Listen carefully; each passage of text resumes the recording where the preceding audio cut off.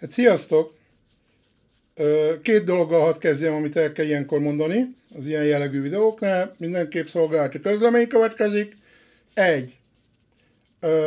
Amit elmondok, az a saját véleményem. Nem vagyok szakértő ebben a témában, úgyhogy úgy tessék kezelni. Saját tájékozottságom, tapasztalatom és tudásom és gondolkodásmódom alapján közlöm, amit közlök.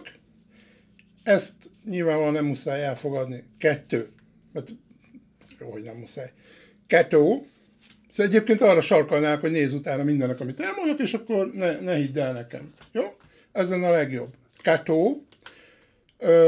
Ha te tájékozatlan vagy, ne adj Isten buta, de nem kell, hogy buta legyél, lehetsz akármilyen okos is, hogyha tájékozatlan vagy. Ha tájékozatlan vagy ezen a területen, de neked markáns véleményed van a dolgokról, és ez megmásíthatatlan, akkor nem tudok veled mit kezdeni. Jobb is, hogyha tovább lapozol, mert gyakorlatilag csak fel fogod cseszni az agyadat azon, amit mondok, hogy miket beszélek ki, hülyeségeket, mert ez hülyeség, amit mondok, az kész. Tehát igazából érvekkel nem fogod tudni alátámasztani, mivel ez eléggé egy exakt dolog, amiről beszélek. Itt most olyan dolgokról fogok beszélni, amik zajlanak a világban. Tehát attól, hogy te mondjuk homokba dugod a fejed, vagy te másként tudod valahonnan, nem tudod honnan, csak így a fejedben megjelenik, attól függetlenül ez még így történik, ahogy mondom, de mondom, mindennek utána tudsz nézni, ha akarsz. Tehát nem kell elhinni semmit, amit mondok. Jó? Ugye ez egy kényes téma, világháborúról senki nem szeret beszélni, azt már egyébként pont az előző videómban is elmondtam, hogy nagyon sokan tagadják, amikor beszélsz valakivel, akkor nem szeret róla hallani, ő tagadja, meg a legminimálisabb az, hogy ő elhallgat. Tehát amikor te erről beszélsz, akkor ő elhallgat, és akkor kész. És akkor ennyiben hagyja, és mindegy beszél róla, hülye, úgy van vele, nem érdekes. De ugyanakkor tagadja, vagy tagadni szeretné, vagy akár mondom, ki is mondja, kimondottan tagadja, és kifejezetten azt mondja, hogy ez ő szerinte nem lesz ilyen, és egyáltalán. Jó, tehát általában ez szokott lenni, ez a struc politika szokott lenni, hogy nehogy bevonzzuk, ugye most ez az elmebaj, ez a bevonzás, meg minden, ami valamilyen szinten létezik, de nem úgy, ahogy emberek hisznek benne. Tehát egyrészt, másrészt meg nem is akarja, hogy megtörténjen, hallani se akar róla, és egyáltalán is ez hülyeség. De ugyanez az ember, ezt meg úgy higgyétek el, hogy úgy készül a háborúra, hogy eszméletlen. Tehát vásárolja a háborús befektetési eszközöket, arany, ezüst és a többi, nyilván ékszerek, stb., mert ugye a laikus számára az ékszer az egy ilyen, az is egy ilyen jó befektetés ilyen háborús időkre, vagy vészes időkre mindenképpen, meg ugye a nagyítól ezt tanulta, hát nem biztos, hogy ez a legjobb ötlet, de mindegy, hajrá. Azt mondom, hogy akkor legalább készül, mert akkor legalább van némi agya az illetőnek, az derül ki. Szóval stikába higgyétek el, hogy nagyjából mindenki készül erre, csak még mindig van olyan, aki annyit nem fog észre fel, hogy mondjuk az ingatlan az ilyenkor nem jó befektetés, és ingatlanba fektet. És oké, ingatlanba békeidőben nagyon jó fektetni, de hát gyerekek, amikor szétlöltik az egész országot, látjátok, mit művelnek az oroszok Ukrajnába, vagy akár az izraeliek mit művelnek, ugye? Tehát a civileket ölik, meg a civil létesítményeket pusztítják tonnaszámra. Mondván, hogy ott katonák rejtőznek, meg ilyen kamu indokokkal komplet településeket tesznek a földdel egyelővé, ami vicc kategória, tehát mármint az indoklások, tehát erre nincs indoklás. Tehát, illetve van, ugye, és akkor most érkeztünk el ahhoz, hogy tényleg ezek csak ilyen bevezető, ez még mindig egy ilyen bevezető jelleggel mondom, nem ez lesz a téma alapvetően. A téma az lesz, hogy akkor legalább elmondjam, és akkor, hogy tudjátok várni, hogy ugye mindenki nagy várakozásra tekint most azért, hogy majd itt Trump megoldja a helyzetet, meg mi lesz majd, hogyha Trump, majd hogy hogyan fog lépni, meg mit fog csinálni, meg elmondom, hogy spoiler, és akkor aki csak eddig bírta végignézni, az már mehet is. Spoiler, semmit nem fog tudni ezzel a helyzettel csinálni, illetve csak rosszabb lesz. És akkor majd mindjárt kitérek rá, hogy miért, és anyagokat is fogok nektek mutatni, amiből meg fogjátok látni, hogy miért. Kezdjük rögtön egy olyan videóval, ahol Csányi Vilmos körülbelül 1562-re, csak ő maga annyiadikra mondja el, hogy túl van népesedve a Föld, leraboljuk, stb. Ilyen majmok vagyunk, olyan majmok vagyunk, és ez ennyit nem bír eltartani a Föld, és így tovább, és így tovább. Ugye, próbálok rövid lenni, ezért nem fejtem ki, ebből iszonyatosan sokat lehetne beszélni, de a lényeg az, hogy egyáltalán nincs túlnépesedve a Föld valójában, nem túlnépesedve van. Ha megnézitek, hogy mennyi százaléka van a Földnek benépesítve, lófasz. Tehát földrajzi értelemben totálisan lófasz, gazdasági értelemben pedig az egyetlen egy probléma a gazdasági berendezkedés. Emiatt a gazdasági berendezkedés miatt van ez a fajta rablógazdálkodásos móka, emiatt beszélnek túlnépesedésről, mert hogy ez a gazdasági berendezkedés nem tart el ennyi embert, és nem a Föld. Tehát a Földnek lófügy. Ugye, nagyon érdekes, még a környezetvédők, meg ezek a tudósok is sokszor saját magukkal ellenmondásba keverednek, miszerint azt mondják, hogy túl van népesedve a Föld, másik gondolatukkal meg már azt mondják, hogy hát a Földnek meg se kottyan az ember. A Föld az túl fogja élni. Az ember fog meghalni. Na most akkor mi van? Ez egyébként egy viszonylag új keletű gondolkodásmód. Ezt régebben nem mondták, meg nem hangsúlyozták, meg egyáltalán nem hallottad sehol. Egyszer valaki elkezdte mondani, aztán többi hülye ismételte. Ami egyébként mondjuk igaz, most történetesen, de azokat hívom hülyéknek, akik csak ismételgetni tudnak, saját önálló gondolatuk nincsen. Hallanak valami gondolkodótól valamit, és aztán és akkor jönnek a Facebook mémek, meg stb. És akkor ez szivárog le a laikus teljesen hülyékhez. Na, szóval, ezt viszonylag röviden tudtam zárni ezt a dolgot, tehát a gazdasági berendezkedésünk a probléma. A gazdasági berendezkedésünk mit vonz magával? Ez, ami most van. Ez egy lufi. Tehát ez a gazdasági berendezkedés, ez egy lufi, és nagyon szépen könyörgök nektek, hogy felejtsük már el az ideológiákat. Tehát ideológiák valójában mesék, kamuk, rohadt nagy kamu, kezdve a vallási ideológiákkal, az összes többi, egy rohadt nagy kamu. Mindig is az volt a céljuk, hogy az embereket, az emberiséget irányíthatóvá tegyék, így vagy úgy leszereljék az agresszivitását az embernek, próbálják megfelelő abban a mederbe terelni, hogy irányítható legyen, kontrollálható legyen, mindig a felső, úgymond felső 10 000, látjátok az idézőt? A felső 10 000, mert nyilván 10 000 emberről beszélünk, tehát a legfelsőbb szinten állók által kontrollálhatóak legyenek a folyamatok, mert ők akkor tudnak gazdagodni, és akkor tudják a hatalmukat gyakorolni.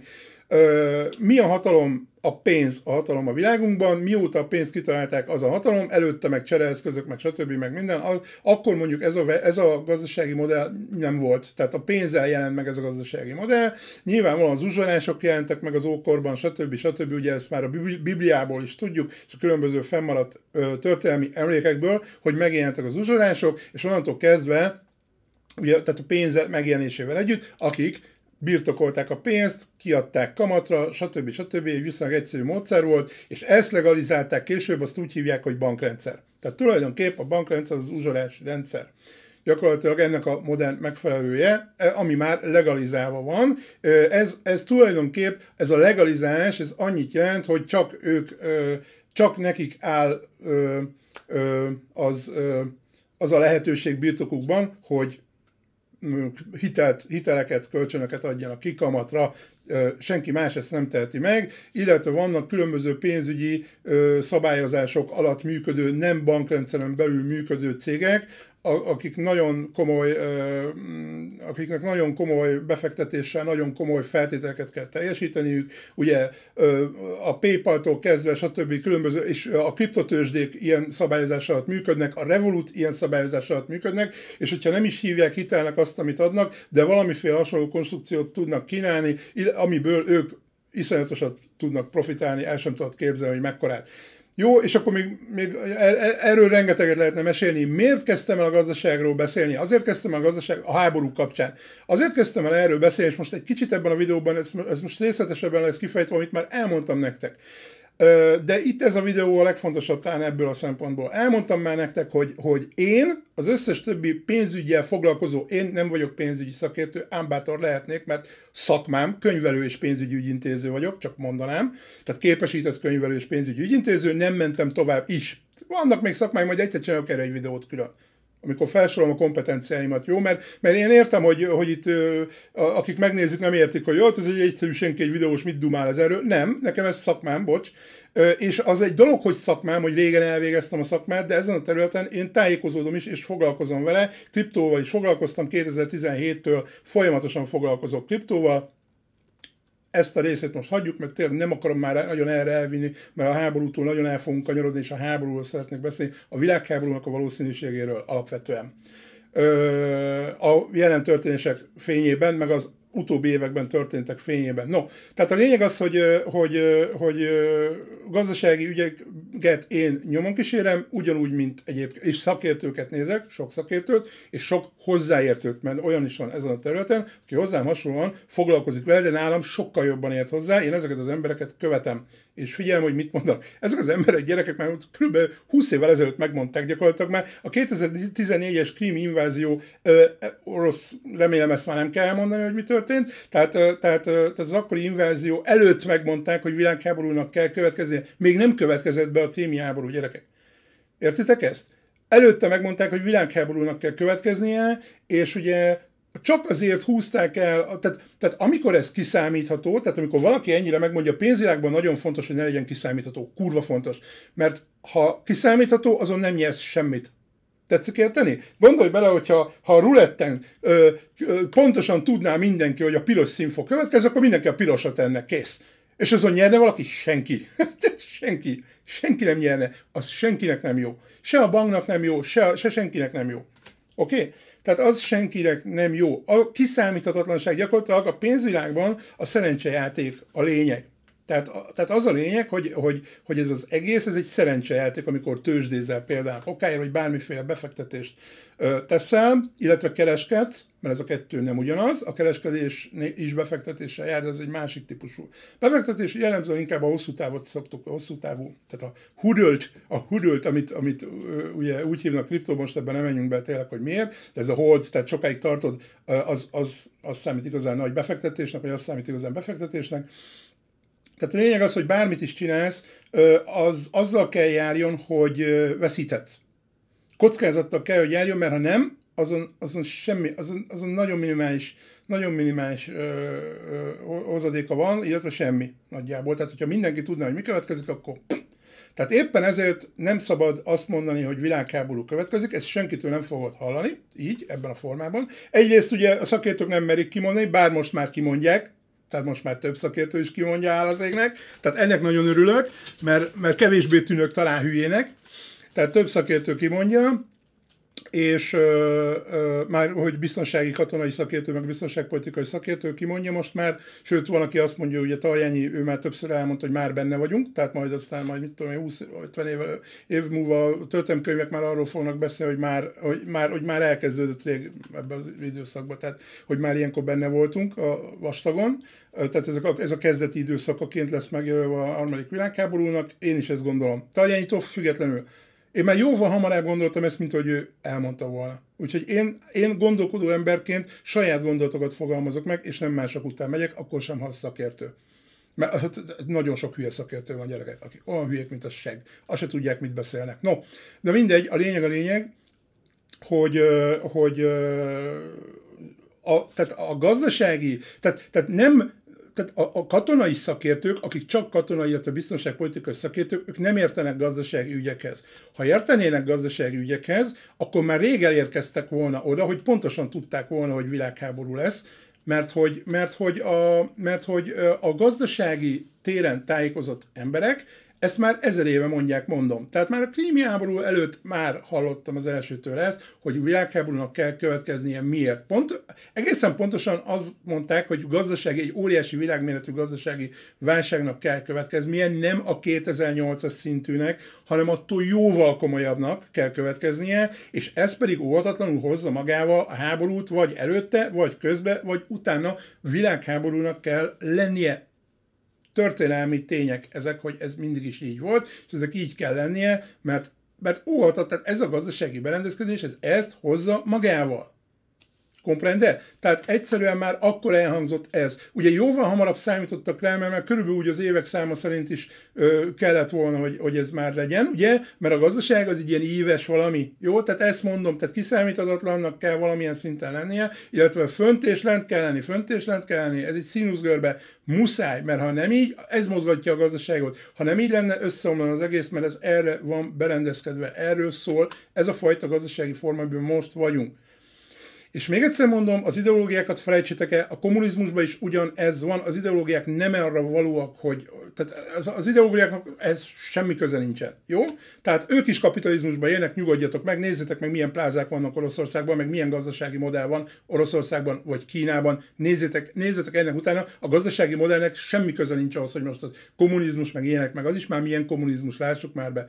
Milyen kommunizmus van Oroszországban, meg ilyenek, ez nem kommunizmus. Annyira van kommunizmus, mint itt. Diktatúra van, csak sokkal erősebb, mint itt, de kommunizmushoz már semmi köze rég annak az országnak. Elmondanám, de most ez mindegy is, jó? Tehát ez most lényeg, meg szocializmushoz pláne. Tehát olyan szinten van kapitalizmus ott is, hogy brutális.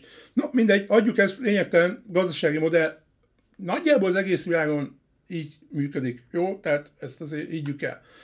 Tehát azért mondom, hogy ennek pedig szükségszerű következménye, ez egy lufi, tehát visszautalnék arra, ahol kezdtem, ez egy lufi. Tehát ez az egész gazdasági modell, ezt most nem részletezem, mondom, nézzetek meg szakértőket, nem én vagyok a legautentikusabb ember arra, hogy ezt elmondjam nektek részleteiben, hanem kövessetek olyan szakértőket YouTube-on, elkezdtek rákeresgélni, meg stb. Az algoritmus előbb-utóbb megtanulja, hogy titeket ez érdekel, és fel fogja nektek dobni ezeket az emberkéket. Lehet, hogy majd én is csak egy videót, ahol ezeket bemutatom, talán már volt is említve valami videóban, hogy kiket, Balázs Bencét talán már említettem egy videómban, de lényegtelen is, mert majd egyszer talán csinálok egyet, amit bemutatok nektek, és akkor őket tudjátok esetleg követni. De most nem ez a lényeg, magatoktól is megtaláljátok, ChatGPT is segít, YouTube is segít, higgyétek el. Ma már, ha információhoz akarsz jutni, a seggeddel is tudsz információhoz jutni, úgyhogy nekem az nem magyarázzon, akinek nincsenek meg a megfelelő információ, azzal én nem vitatkozom, oké? Okay? Mert hogy én ráérek ezeket nézegetni, jó? Tehát nekem olyan a munkám, meg olyan az életformám, hogy ezek beleférnek, neked meg nem. Te mondjuk munkahelyen dolgozol, stb. És olyan állapotaid vannak otthon, bezuhansz, megnézed az éjjel-nappal Budapestet, ami már tudom, hogy nincsen már tehát a sorozat, de állandóan ezzel jövök, mert ez jellemzi azt az embert, aki ilyen szappanoperákat néz, és ez kielégíti az ő kíváncsiságát. Ez jellemzi azt az embert, semmi gond nincs, ilyen emberek is kellnek, de te velem ne vitatkozz, barátom. Jó? Mert nem vagyunk egy szinten. Oké, tehát informálódás tekintetében lehet, hogy te vagy a legokosabb ember a világon, én aláírom, de szar se érsz vele, hogyha nincsenek meg a megfelelő információid, mert miből okoskodsz? Miből okoskodod ki a megfelelő következtetésre, nincsenek meg a megfelelő információid? Semmiből. Az éjjel-nappal Budapestből te hiába tájékozódsz, onnan nem fogsz tudni semmit, jó? Szórakoztatás. Entertainment. No, oké.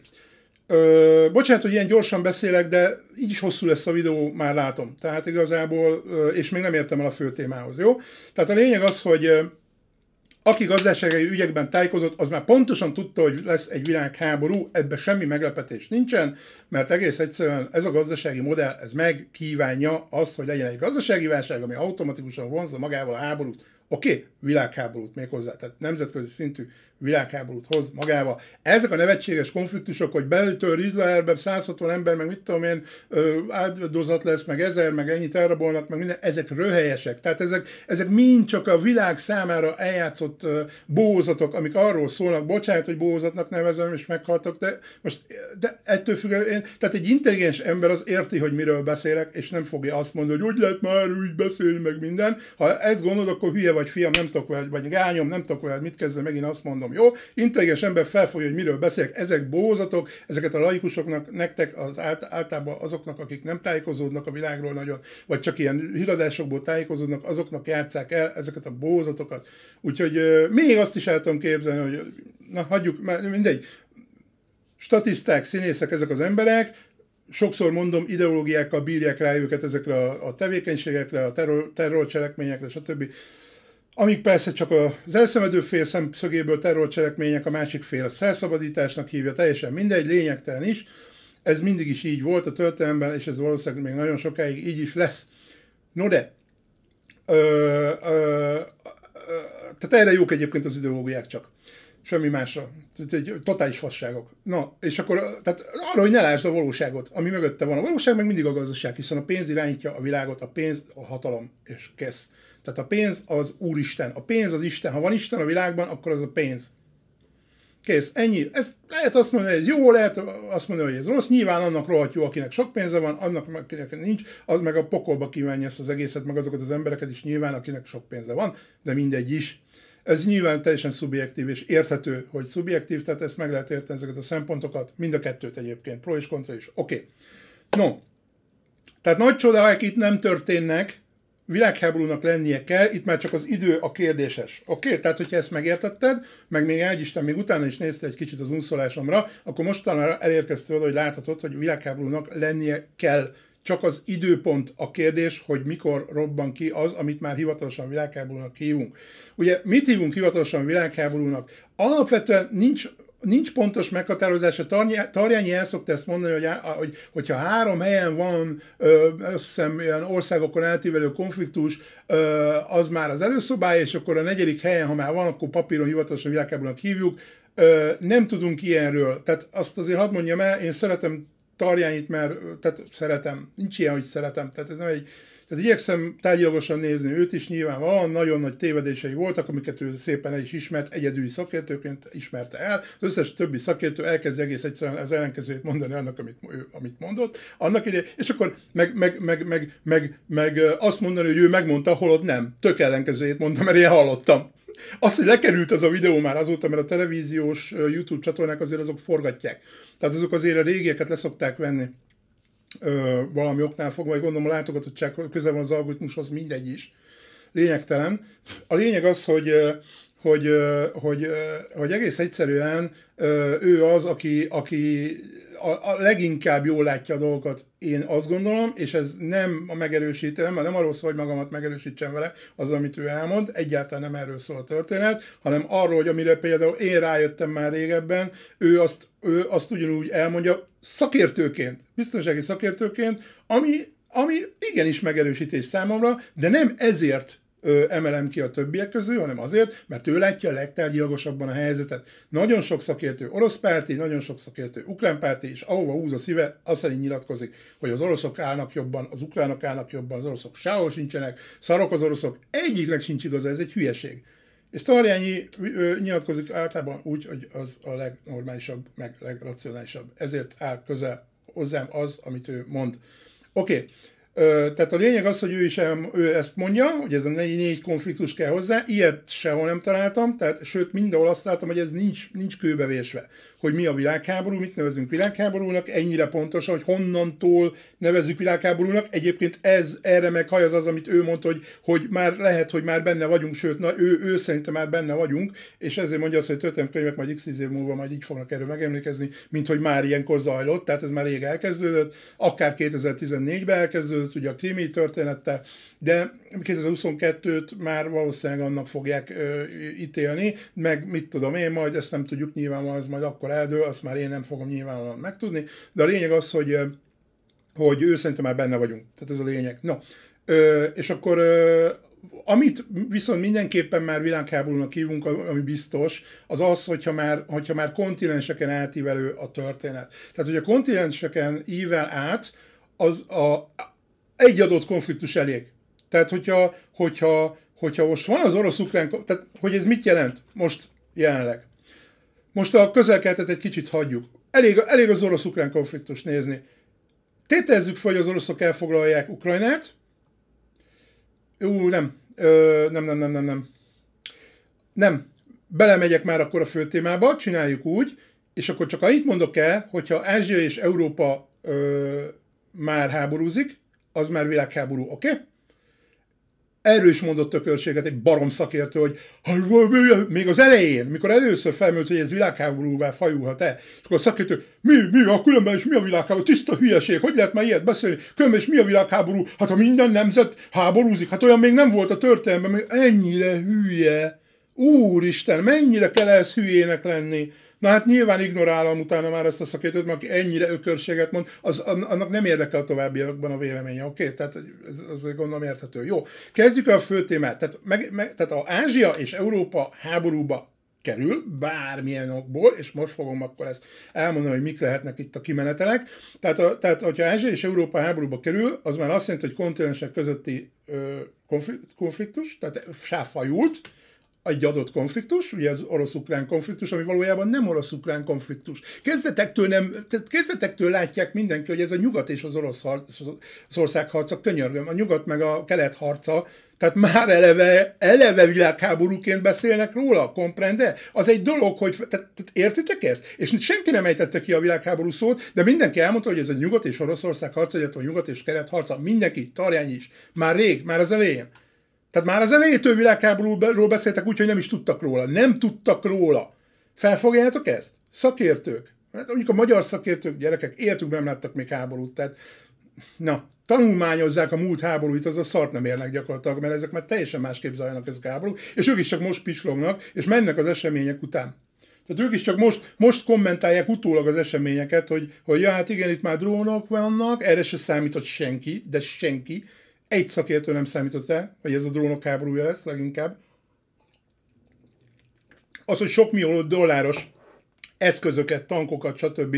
Tönkretesznek egy $500 drónnal, mert felrobbantják vele, ez senki, sőt $50 drónnal, kis ilyen kínai szarokkal neki repülgettek, stb. Az ukránok, és ezért, tehát ennyi. Tehát igazából ugye robbanó anyaga, és onnantól kezdve, hogy az harcképtelen az a készülék, vagy az a harceszköz, harcképtelen, onnantól kezdve kész.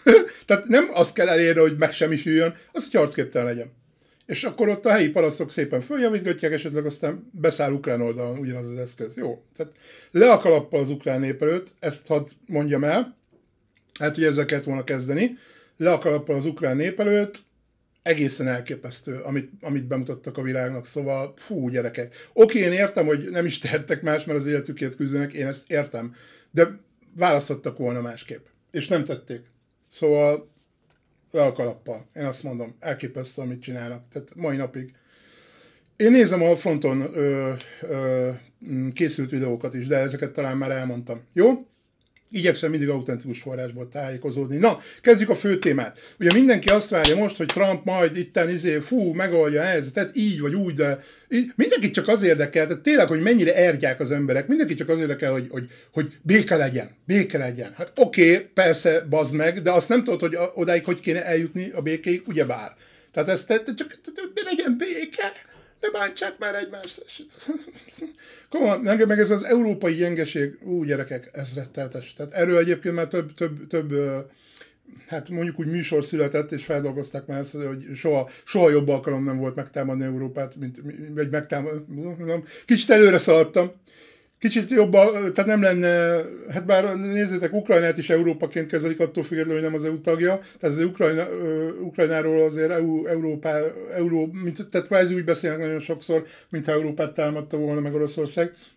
No, tehát sokan azt várják, hogy Trump majd így, meg úgy, meg amúgy. Na most, nézzük, hogy mik a lehetséges kimenetelek. Először is, nem is tudom, hogy most nézzük meg, vagy majd a végén. Trump tett egy kijelentést, beteszem ide a videóba. Trump tett egy kijelentést, miszerint, odébb megyek egy kicsit, hogy elférjen a videó. Tehát Trump tett egy kijelentést, miszerint neki, mármint, hogy Amerikának szüksége van Grönlandra, egy másik helyre is, de azt most mindegy, azt most hagyjuk. Itt Grönland most a lényeg. Na most feltette egy újságíró nekik azt a kérdést, hogy ezt akár katonai erővel is hajlandó lenne, mert ugye nemzetbiztonsági okokból szüksége van Grönlandra, ugye nyilván katonai erőt akar oda telepíteni. Ja, nem, gazdasági okokat említett először, vagy fordítva, tök mindegy, de két teljesen különböző okot. Hát Trump össze-vissza beszél, tehát nem lehet semmit sem tudni, de a lényeg az, hogy gazdasági okokból, meg katonai okokból, akkor mondjuk így, szüksége van Grönlandra.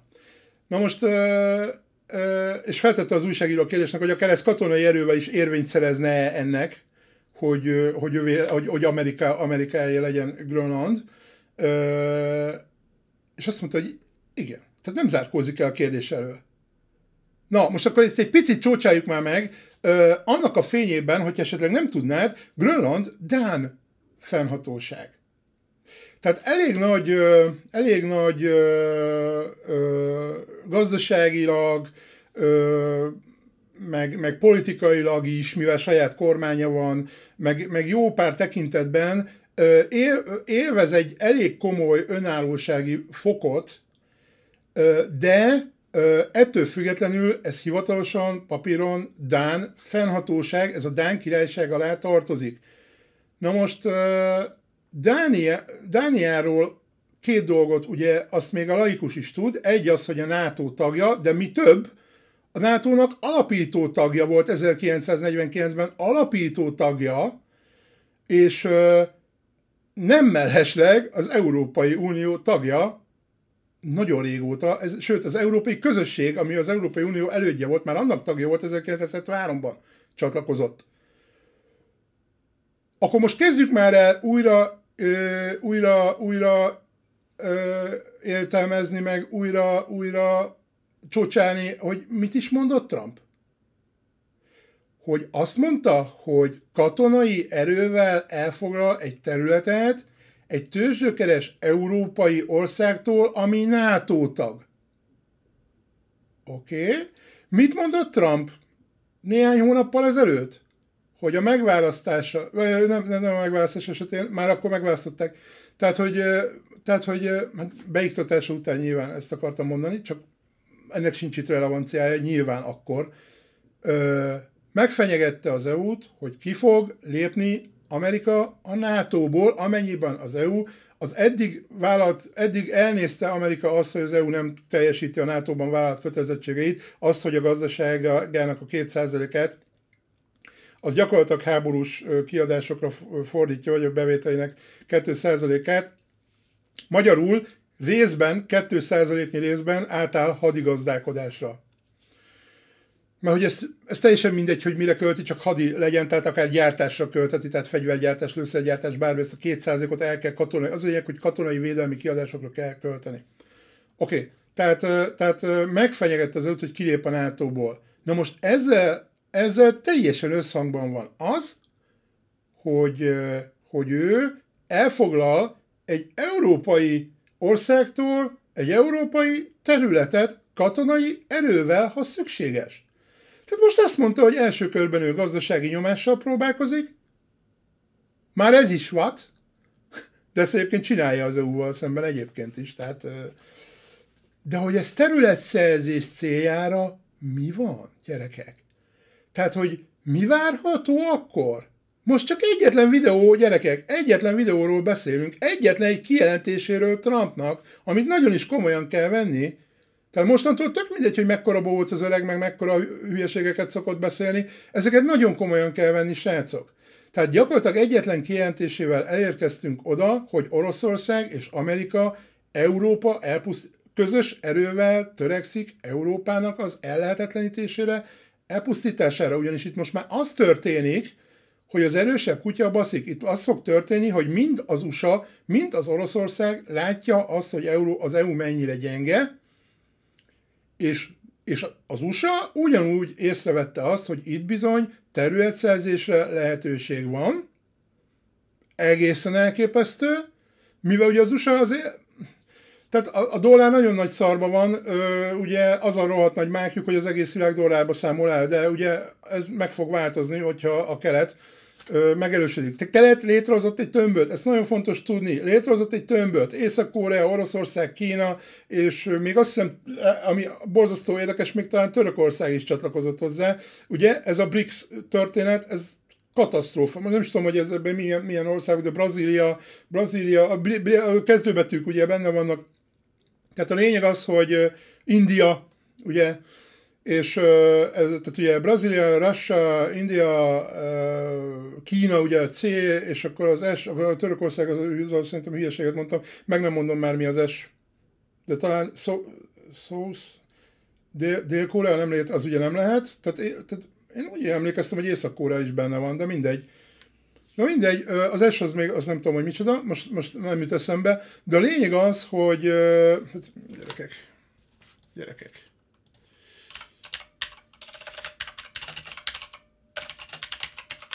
Ne maradjunk már tudatlanul, ha már elkezdtem. Brazília, Oroszország, India, Kína és Dél-Afrika, tehát South Africa tényleg basszus. Tehát ez az S. Jó? Tehát ez a nagy helyzet, hogy ezek bizony alapítottak egyet, és Észak-Korea is be fog majd csatlakozni később nyilván, tehát, mert ugye eleve volt is róla szó, csak mondom, hogy most még nem, de egyébként segíti ugye Oroszországot nagyon masszívan, az látható. De a lényeg az, hogy ez egy gazdasági, katonai és mindenféle egység, ami keleten szerveződött a NATO ellen, az EU ellen, az USA ellen, tehát a nyugat ellen. Mindenféle tekintetben ellenük. Ami azt jelenti, hogy úgy tudnak, ugye a gazdaság az elég komoly összefonódásokban van most, de hogy ez nem lesz. Tehát, hogy teljesen le akarnak válni a nyugatról, a nyugat meg érdekes módon teljesen le akar válni róluk, pedig ez nem tudom, hogy mennyire jó politika, de nyilván az okosok ezt már megszülték föl. Tehát a lényeg az, hogy ez egy keleti tömb szerveződött, és ez bővülni fog, növekedni fog, stb. Ezt nagyban befolyásolja majd az, hogy az oroszok milyen eredményességgel fogják lezárni az orosz-ukrán háborút, és utána ugye majd hogyan tudnak tovább menni. Van abban igazságuk az ukránoknak pontosan ezért, hogy még ott kellene megállítani őket Ukrajnában az oroszokat, de ezt nem lehet. Tehát ők ezt csak azért mondják nyilván, mert írtószar helyzetben vannak, de ez valójában nem lehet, ilyen nincs, hogy ott megállítani az oroszokat, mert nem csak az orosz, tehát itt szövetségekről van szó, meg stb. És Kína egy rohadt komoly szövetséges. Tehát Kína bizonyos tekintetben, bizonyos részeken nagyobb, komolyabb katonai erőt képvisel, mint az USA. Kínát még attól a konfliktustól távol, papíron, ugye valójában segíti az oroszokat, de ilyen távol a gazdasági érdekeit tartják az EU-ban, és az EU egy olyan nagyon nagy felvőterülete volt, erre a hülye EU mit csinál, tehát a hülye EU vezetők mit csinálnak, zárkóznak ettől, egyértelműen háborúra készülnek. Ez is ezt jelzi. No, most már kezdek elfáradni a sok pofázásból, úgyhogy most már tényleg nézzük, hogy mik lehetnek a lehetséges kimenetelek, hogy mit tud elérni Trump maximum, tehát mik lehetnek a lehetséges kimenetelei ennek az egész történetnek. Johnny megunta a pofázásomat, nem bírja már elviselni. Úgyhogy elhúzott nagyon gyorsan. Tehát a lényeg az, hogy ugye az első verzió, tehát mit tud lenni? Tehát ugye nézzük a békét, ami nonsens. Tehát kezdjük a békével, tehát hogyha béke lesz. Ami elképzelhetetlen. Most gondoljatok abba bele, hogy az oroszok gyakorlatilag szinte feltartózhatatlanul nyomulnak előre. Miért lennének ők érdekeltek a békébe? Egyáltalán nem érdekeltek a békébe. Ha csak valami nagyon komoly erővel rá nem tudja Trump őket bírni, ami a csodával lenne határos, és ráadásul én azt látom, hogy nem erre készül. Tehát, hogyha legalább azt látnám, hogy Trump nyugiba van, gyerekek, ő tudja, hogy mit akar, és tudja, hogy azt el is fogja tudni érni, nem. Tehát amikor arról beszél, hogy katonailag is képes lenne megtámadni, tehát elfoglalni katonailag egy európai országtól egy földrajzi területet, akkor az ember nem békére készül, oké? Semmilyen szinten. Tehát itt béke nulla az esélye, gyerekek, nulla, -10, oké? Semmi esélye nincs a békének, de ez is csak arra lenne egyébként jó, hogy hogy az egész világ felkészüljön a világháborúra, tehát ezt az időt még egy kicsit kihasznál, húzni. Ez is csak időhúzás lenne. Igazából ez csak arra lenne jó, hogy felkészüljenek a nemzetek a háborúra még jobban, mint most. Még erősebben a gazdaságuknak még nagyobb részét fordítsák katonai kiadásokra, és a többi, és a többi. Na, tűzszünet. Tűzszünetre van halovány esély, de még mindig csak arról szólnak a hírek, hogy Zelenszkij hajlandó tűzszünetről tárgyalni Putyinnal. Na most majd, amikor Putyin lesz hajlandó tűzszünetről tárgyalni érdemben Zelenszkijjel, na majd akkor szóljatok, mert az lesz valami, mert most pár pillanat erre semmiféle hajlandósága nincsen, ami teljesen érthető az imént már említett okokból kifolyólag, ráadásul oké, mondta ő, hogy lesz itt még béke is, semmi gond. Kapjuk meg azokat a területeket, amiket kérünk. Azt meg nyilván nem fogják megkapni, tehát ennyi. Trump ugye már Zelenszkij nagyon biztos benne, hogy itt 2025-ben itt lesz, Kánaán lesz, és itt majd béke lesz. Békéről beszélem, tűzszünetről. Béke lesz, és Trump már felkészítette őt arra, ezek publikus dolgok, onnan tudok róla, tehát publikus dolgok, felkészítette őt arra, hogy területi engedményeket kell tenni az oroszoknak, nem lesz mese. És akkor nyilván jött a nagy dumával, hogy hát ideig lehessen, aztán majd visszafoglalják, meg majd így lesz, meg majd úgy lesz, hát igen. Van benne ráció, hogyha a világháború kitör, akkor a világháború alatt a jóisten tudja, hogy mi lesz, tehát ott aztán össze-vissza lesz így is úgy is kavarodva a terület, akkor meg most legalább meg tudjon erősödni az Ukrajna, és akkor legyen egy kis ideje megerősödni, stb. És akkor a terület, tehát ugye a békével, és aztán a területi engedményekkel ezt meg lehessen tenni. Jó, még egyszer mondom, békére csak kisebb fajta csoda esetén lenne esély, az pedig semmi más nem tud lenni, csak azt tudom elképzelni, hogy Ukrajna lemond az összes létező területről, amit az oroszok akarnak. Ennyi. És összezsugorodik. Ennyi tud lenni, semmi egyéb nem tud lenni. Elképzelhetetlen. Nyilvánvalóan. És akkor az első verziója az a tűzszünet kimenetelének, hogy a tűzszünet lesz, hogy az oroszok megerősödnek mind politikailag, mind gazdaságilag, mind katonailag. Ugye politikailag, azon gazdasági és katonai értelemben az egyértelmű, hogy mire gondolok, politikai értelemben pedig ugye a BRICS kiterjesztésével és a többi, tehát szövetségeket fog kötni, arra fogja kihasználni a tűzszünetet, semmi egyéb nem fog történni. Ami azt fogja eredményezni, hogy a tűzszünet után a maradék ukrán területeket konkrétan le fogja tarolni. Jó? Az ukránok nem tudnak, tehát ugye azt tegyük hozzá, hogy az ukránok nem tudnak megerősödni jelentősen a tűzszünet után sem, mivel már ennél erősebbek nem tud lenni, tehát már se a NATO, se az EU, tehát ennél több fegyvert, meg mit tudom én, már nem tud biztosítani nekik, sőt kevesebbet fog, mert ugye Trumpnak teljesen más tervei vannak. Trump már egyébként én azt gondolom, hogy abszolút világháborúra készül, ez tisztán látszik minden lépéséből, de ne legyen igazam, mindig azt kívánom, gyerekek, én nem azért beszélek a világháborúról, mert vágyom rá. Ki az a hülye, aki vágyik rá? Senki. Szerintem épelmélyű ember nem vágyik világháborúra, békére vágyik, nyilvánvalóan mindenki, abban szeretne élni, és én azért mondom ezt, mert én ezt gondolom, hogy ez lesz. Mert tehát ugye most nem mondhatok mást, tehát a jelen állapotok szerint minden arra mutat, hogy igenis világháború lesz, csak az időkérdéses, hogy pontosabban mikor fog úgymond kitörni. Tehát az ukránok nem tudnak megerősödni megfelelően, ha minden így marad, tehát valami nagy csoda kellene oda is, ha az nem történik meg. A nagy csoda meg na mindegy, majd mindjárt mondom, hogy az mi lehet. De a lényeg az, hogy ha nem történik semmi, akkor 100%, hogy veszítenek, ami azt jelenti, hogy egész Ukrajna eltűnik a földszínéről, és orosz területté válik. Tehát Ukrajna megszűnik létezni, orosz területté válik, Magyarország szomszédos lesz Oroszországgal, és akkor a Magyarország ütköző zóna lesz a NATO, az EU, a nyugat és nem hogy Oroszország, hanem a kelet között. Tehát nyugat és a kelet között ütköző zónának lenni pedig egyáltalán nem olyan jó, mint ahogy Viktor azt felfesteni, mert milyen jó, majd mi fogunk közvetíteni, meg mit tudom én.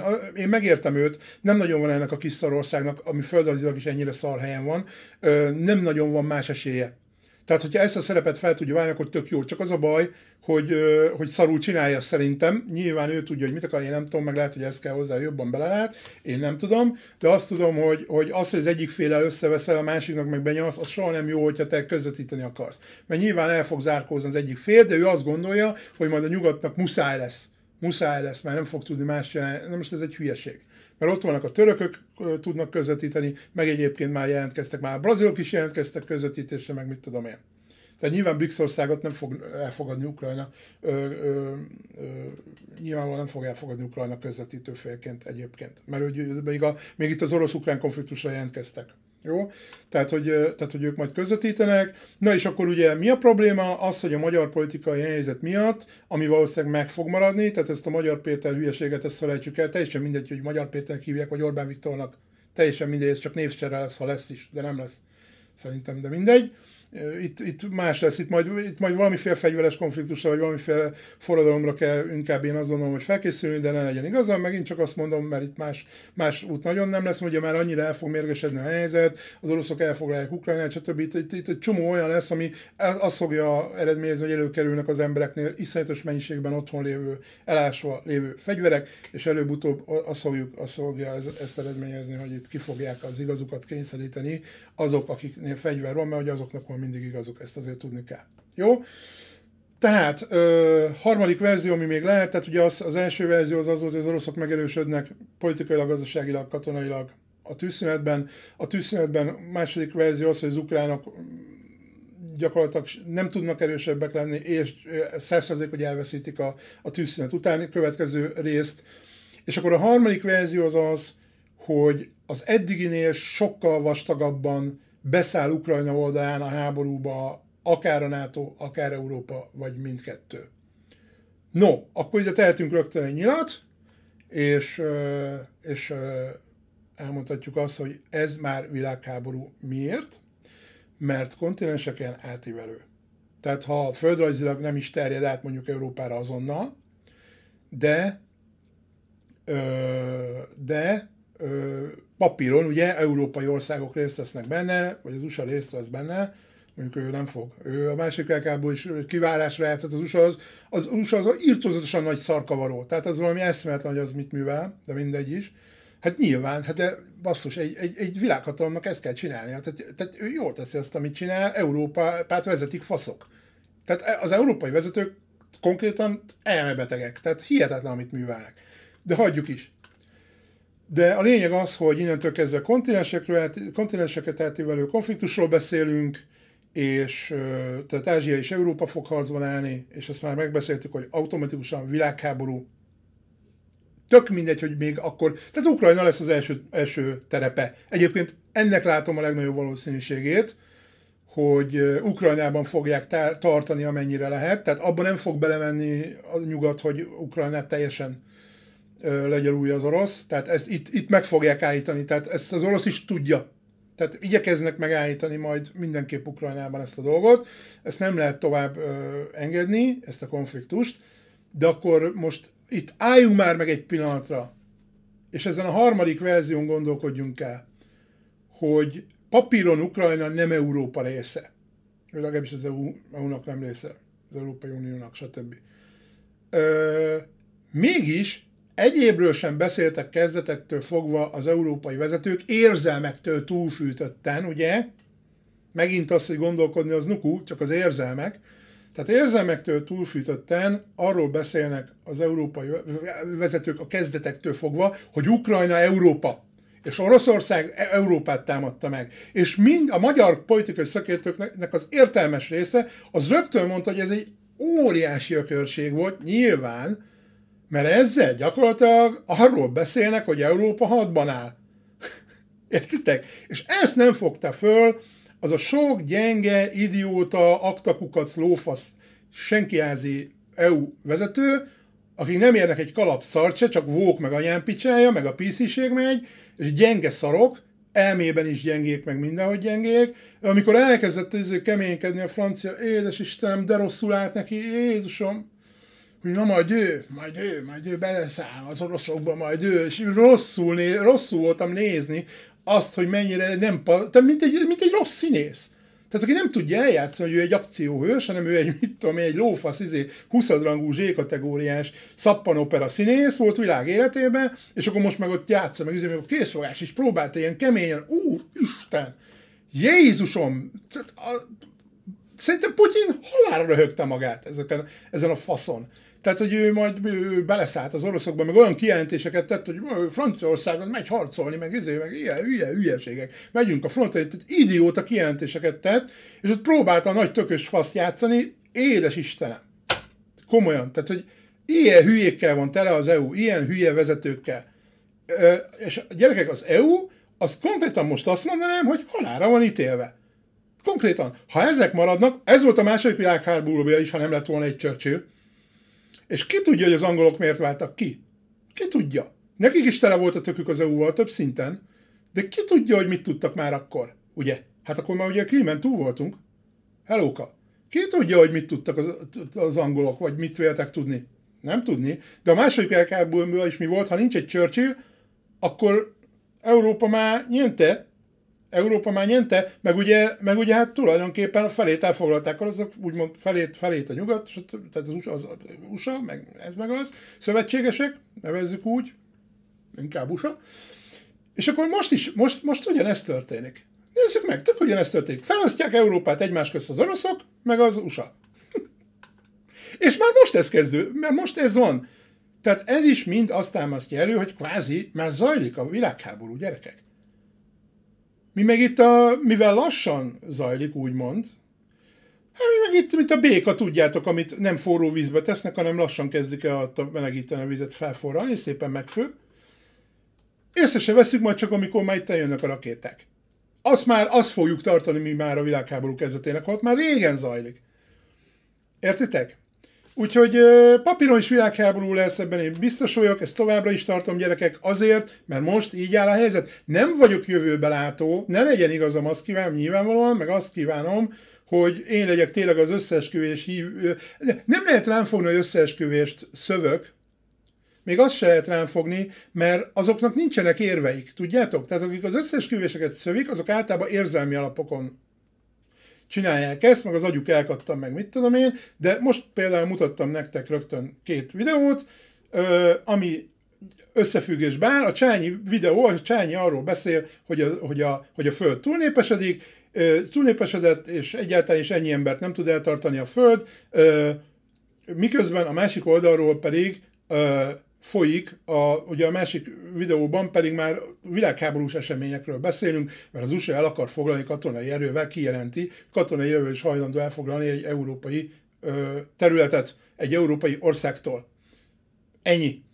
Tehát gyakorlatilag ez a 2 videó összefügg úgy, hogy te laikusként nem is értenéd, ha semmi más nem csinálni, csak lejátszál neked ezt a 2 videót, és azt mondanám, hogy e között óriási összefüggés van, szoros összefüggés, nem is értenéd, hogy miről beszélek, ugye? De most talán, hogy már kifejtettem, a jóisten tudja mennyi időben, mert nem látom pontosan, tehát a lényeg az, hogy ezt kell megérteni, hogy a túlnépesedés és ilyen, tehát ez a gazdasági berendezkedés, nem a Föld, ez egy hülyeség.